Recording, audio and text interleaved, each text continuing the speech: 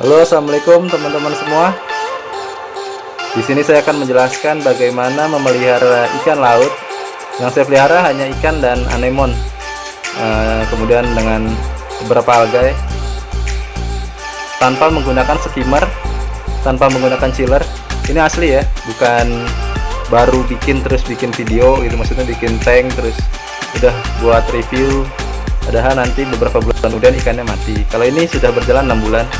Itu ikan tadinya dari kecil-kecil banget, itu udah mulai besar-besar, itu udah besar-besar. Pertama saya mau menjelaskan apa sih yang teman-teman butuhkan ketika ingin memelihara ikan air laut.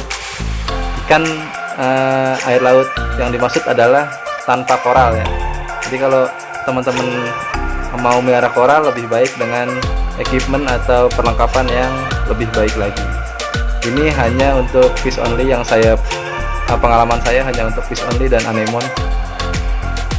Jadi yang pertama adalah teman-teman harus mengerti kebutuhan ikan. Pertama, kebutuhan ikan yang sangat vital adalah oksigen. Oksigen yang harus melimpah di seluruh ruangan akuarium. Kemudian kondisi air yang baik. Kemudian sistem filtrasi yang baik sehingga air akan jernih dan bakteri akan hidup di sana. Kemudian pakan yang cukup. Kemudian ikan tidak stres, jadi biarkan saja ikan bergerak semau mereka, jangan dibuat stres. Kemudian anemon pun begitu.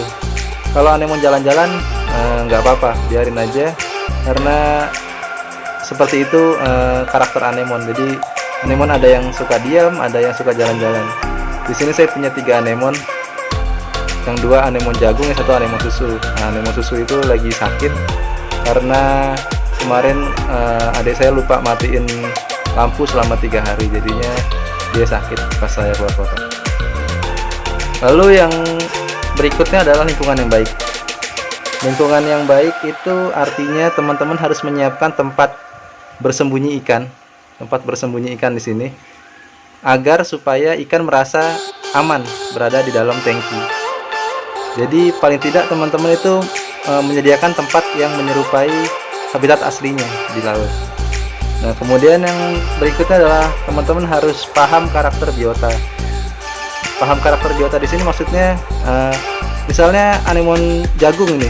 Nah, itu dia suka jalan-jalan. Nah, itu teman-teman jangan paksa dia buat diem di satu tempat.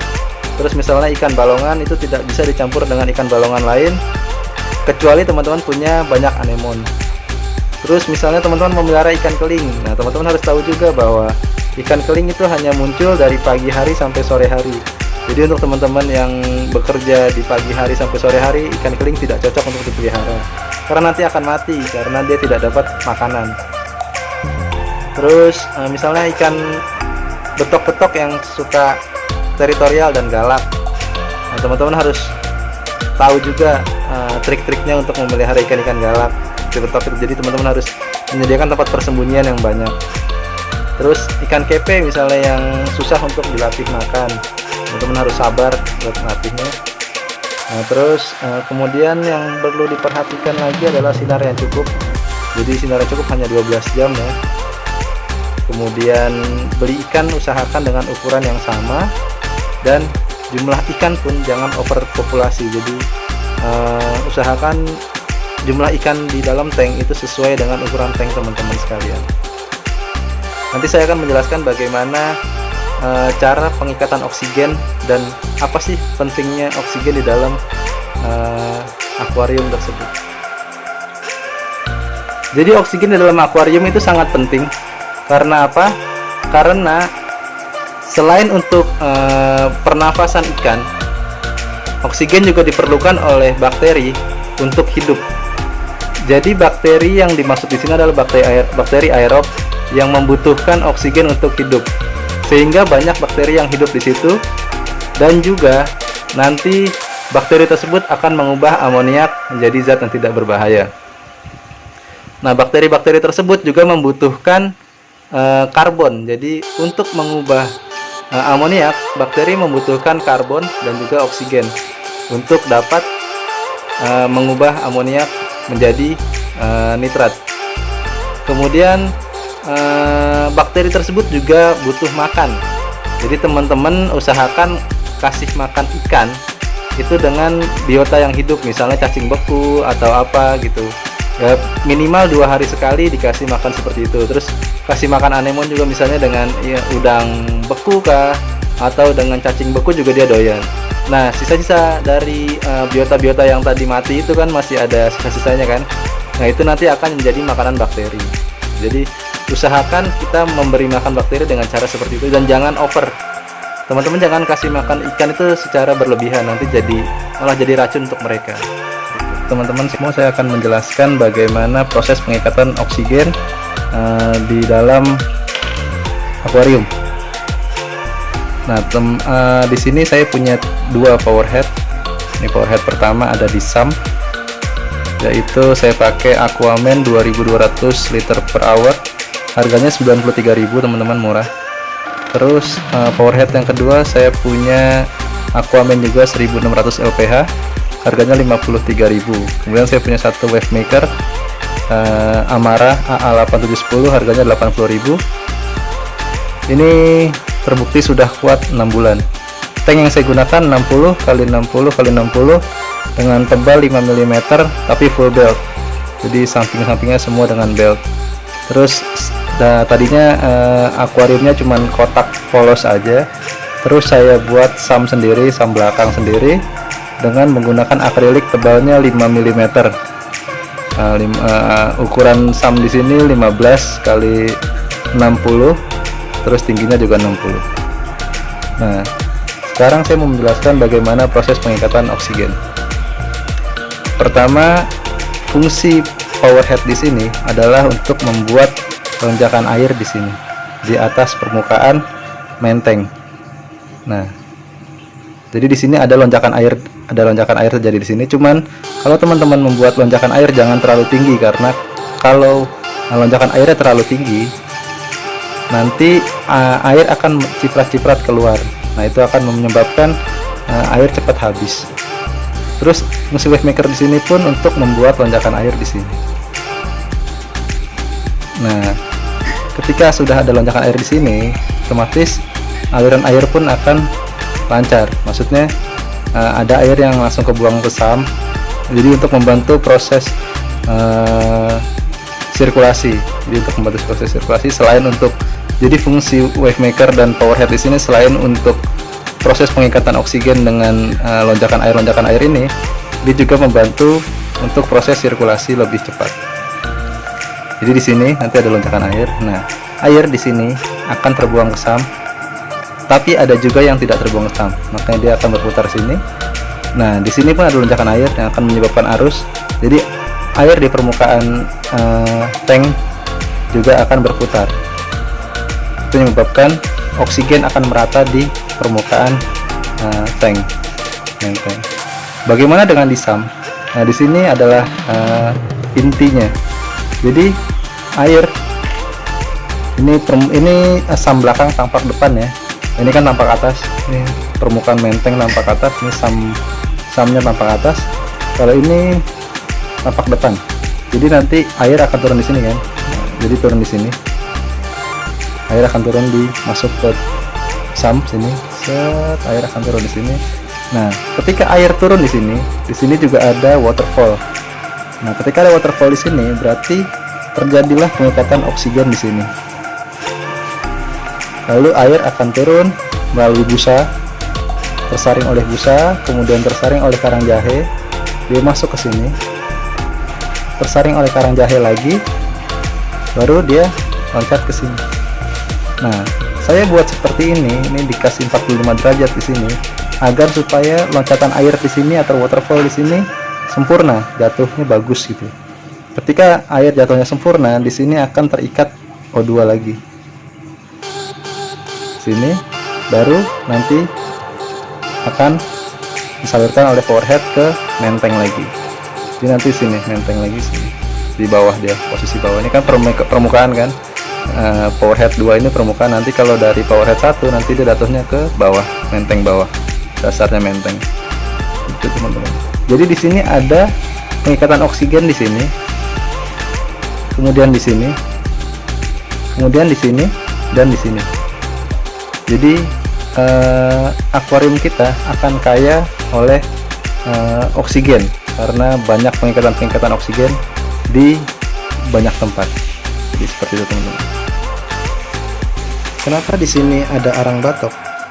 Karena arang batok mengandung senyawa karbon, yang mana senyawa karbon ini dibutuhkan oleh bakteri untuk mengubah amoniak. Jadi bakteri membutuhkan oksigen dan karbon untuk mengubah amoniak sehingga tidak beracun. Lalu bagaimana pendistribusian oksigen tersebut? Nah, tadi ini adalah pipa dari SAM, dari pompa 1, pompa utama yang dari SAM belakang saya sini, set ke sini ke pipa ini, kemudian ini masuk menteng. Jadi ini adalah gambar menteng tanpa SAM ya, karena SAMnya nggak saya gambar. Ini gampangnya adalah gambar menteng. Tadi ini dari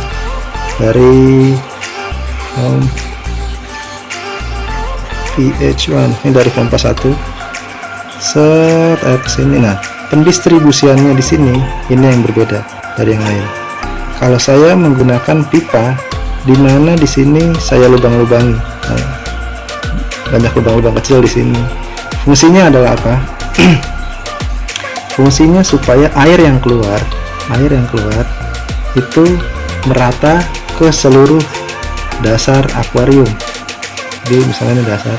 Nah, jadi air yang keluar ini akan merata penyebarannya ke sini, sehingga oksigen itu akan menyebar merata di bawah. Selain itu, fungsinya adalah untuk menciptakan arus di sini, untuk menyapu kotoran-kotoran yang ada di sini, di dasar menteng.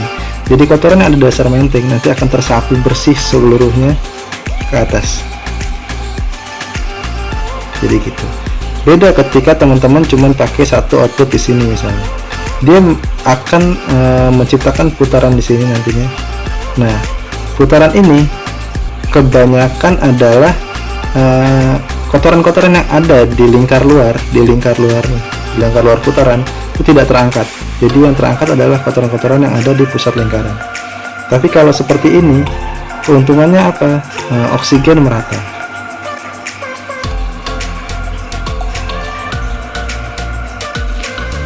Ini yang kedua, keuntungannya apa? Dasar bersih.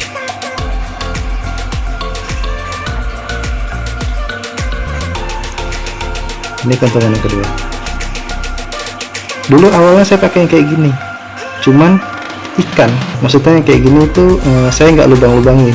Ini tidak berlubang, jadi output keluar hanya pipa, pipa biasa saja. Nah, ikan pada naik ke atas permukaan, menandakan bahwa oksigen di dasar itu kurang. Jadi ikan banyak yang mengambang ke permukaan. Jadi selain tadi cara untuk mengikat oksigen, teman-teman juga harus memperhatikan cara pendistribusian oksigen di sini. Nah, apabila cara pengikatan dan pendistribusian oksigen di sini, di menteng ini sudah baik dan kotoran-kotoran di dasar ini sudah terangkat, nah, teman-teman bisa memastikan bahwa ikan-ikan teman-teman terpenuhi oksigennya, gitu. Nah, kalau kotoran di sini tidak terangkat, maka kotoran-kotoran ini yang akan menyebabkan penyakit pada ikan. Jadi kalau teman-teman filtrasinya jelek, terus di sini kotoran di sini tidak tersapu secara bersih, maka akan ada kemungkinan tangki teman-teman bakal ada banyak penyakit di sini. Untuk kekuatan pompa, teman-teman harus mengalihkan dulu luas dari akuarium teman-teman semuanya. Kebetulan di sini akuarium saya adalah 60 cm x 60 cm x 60 cm. Nah, untuk mendapatkan berapa liter air yang ada, kapasitas air yang ada di akuarium teman-teman adalah dijadikan desimeter dulu. 6 desimeter dikali 6 desimeter dikali 6 desimeter sama dengan 216 desimeter kubik atau 216 liter. Power pompa yang dibutuhkan itu lebih dari atau sama dengan 10 kali lipat dari total liter. Jadi misalnya 216 liter, maka pompa yang dibutuhkan adalah 2160 liter per jam atau 2200 liter per jam. Maksimalnya adalah di 15 kali lipat dari kapasitas tangki.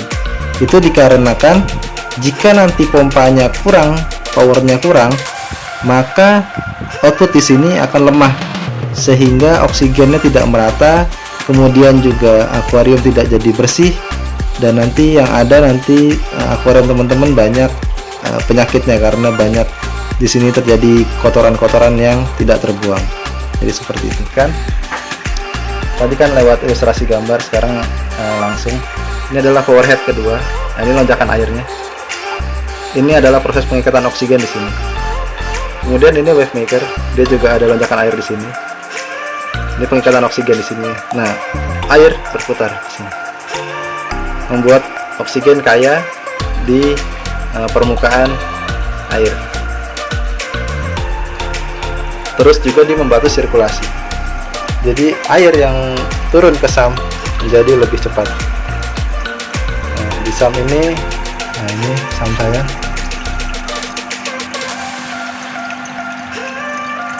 Ini ada pohon bakau. Nah, saya akan menjelaskan dari sini. Air pertama turun lewat sini. Di sini ada lonjakan air yang tadi saya bilang. Di sini tersaring oleh busa, kemudian karang jahe, kemudian dia naik sini. Ini disaring oleh karang jahe juga di sini. Dia turun ke sini. Nah, di sini ada lonjakan air lagi. Di sini terikat lagi oksigen di sini. Ya, di sini ada arang batok. Fungsinya adalah untuk memberikan senyawa atau unsur karbon supaya si bakteri bisa mengubah amonia. Baru dipompakan oleh si power head satu ini. Nah, air naik sini, lalu turun masuk ke sini. Nah, ini yang tadi saya maksud, pipa yang dibolong-bolongin ini.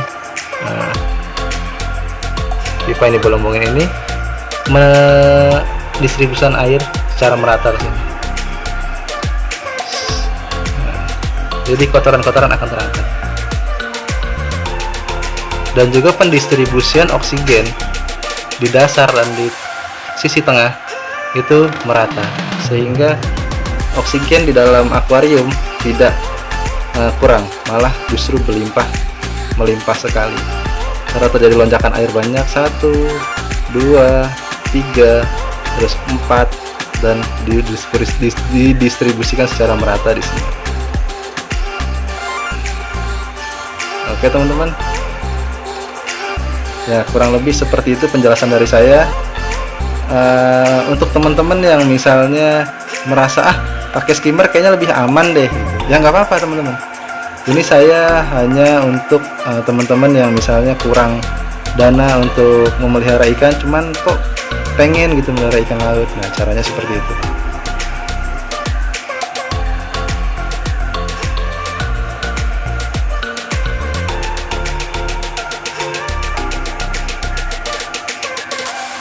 Satu lagi yang perlu diperhatikan adalah pengkondisian air, atau biasa dalam bahasa kita disebut cycling. Kalau saya cycling itu 1 minggu waktu itu. Jadi untuk pengkondisian air aja sebenarnya. Jadi mau air tawar atau air laut sebenarnya memang perlu untuk pengkondisian air. Jadi untuk teman-teman diperhatikan juga kualitas air seperti nitrat, fosfat, dan salinity. Kalau emang teman-teman punya biaya untuk beli test kit, silahkan dibeli test kit. Cuman kalau teman-teman nggak punya uang untuk beli test kit, ya cukup seperti saya aja, beli ini salinity. Untuk ukur salinity di angka 1024 biasanya saya. Nah, untuk penggantian air itu di 30%, saya biasanya ganti 2 minggu sampai 1 bulan sekali. Kalau misalnya airnya kurang-kurang, biasanya saya tambah dengan air tawar. Saya sih biasanya pakai air tanah. Cuman kalau teman-teman mau lebih bagus, bisa pakai amidis atau minimal pakai air isi ulang. Penambahan air tawar dilakukan ketika air di sini sudah mulai berkurang di pompa chamber. Jadi di chamber pompa ini paling tidak air itu 5-10 cm di atas pompa, agar tidak terjadi bubbling ataupun gelembung-gelembung udara yang akan ke output menteng. Untuk pemberian makan, selain pelet, teman-teman juga usahakan memberi makan dengan udang beku, cacing beku, ataupun kutu air beku. Lalu juga pemberian makan jangan terlalu berlebihan. Jadi ketika si ikan sudah tidak mau makan lagi, jangan dipaksakan untuk memasukkan makanan lagi, karena nanti dia jadi racun di bawah itu, dia jadi amoniak di bawah. Nah, terus fungsinya dari kutu air beku dan juga cacing beku tadi adalah untuk memberi makan bakteri juga. Jadi dari sisa-sisa makanan yang tidak termakan nanti, dia akan dimakan oleh bakteri. Jadi bakteri selain juga membutuhkan oksigen dan juga karbon, dia juga membutuhkan makanan untuk kelangsungan hidupnya. Ya, demikian penjelasan dari saya. Untuk kurangnya nanti akan diberikan lagi di sesi 2 atau di part 2 nya. Jadi nanti akan ada pembahasan lebih lanjut di part 2 nya untuk yang belum saya bahas di sini. Terima kasih atas perhatiannya. Assalamualaikum warahmatullahi wabarakatuh.